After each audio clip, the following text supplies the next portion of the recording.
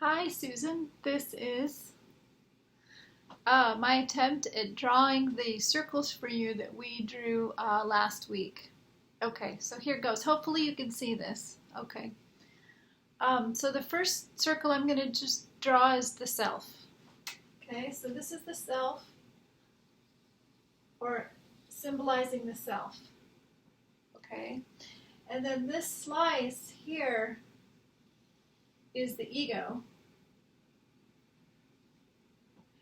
And this is the ego's everything we think we are. So this is who I am, okay? And then, which is mostly where we operate. And then this slice over here is the superego, okay? And this slice is who I should be, and oftentimes it's externally imposed. So it comes from our parents, from authority, from our teachers, from our peers, all of that. So most people try and they live their life within these two slices, and they're trying to move this line more to the ideal self, or who I should be. So it's always just kind of like, I'm not accepting who I am. I'm always trying to be different, trying to be better, and I'm moving that line that way. Okay? And this part is called the unconscious part of the mind,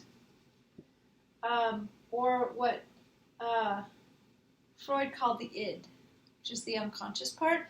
And this is the part that most people have no access to, except for when it erupts into consciousness. Okay, and down here, this is who I'm not.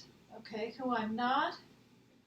Whereas the ego is who I think I am. The superego is who I should be, and then the unconscious is who I'm not. So it's very much a repression or a denial of what's happening in the mind.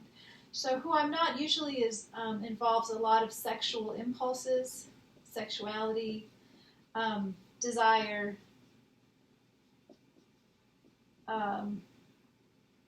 anger, rage, everything that the child was not allowed to feel back toward the parent, shame, a lot of shame down here, weakness, can't show that, so I'm not weak. Again, anything that comes to your mind that you don't want to be, or really get maybe triggered in other people, you do not want to be like that, lazy, that kind of thing, that's all down in here. Worthless, all these thoughts that we have that we're afraid of are down here, okay?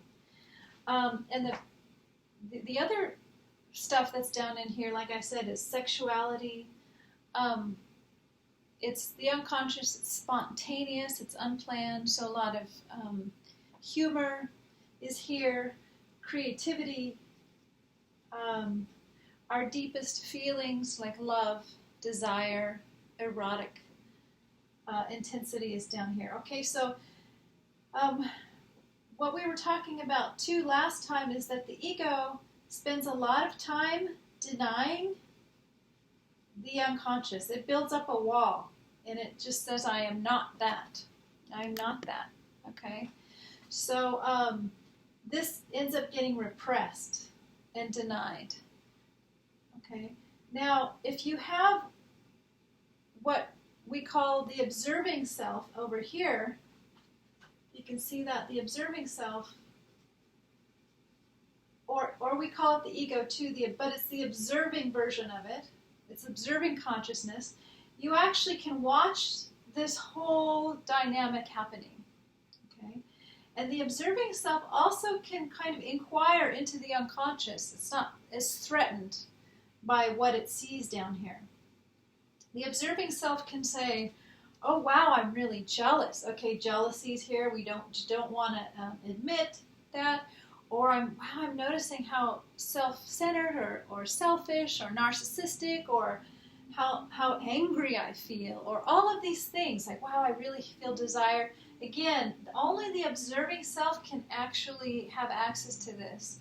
And this is why the observing self is so important and why it's cultivated in therapy, so that you actually can see what's going on, apart from being trapped in these little slices.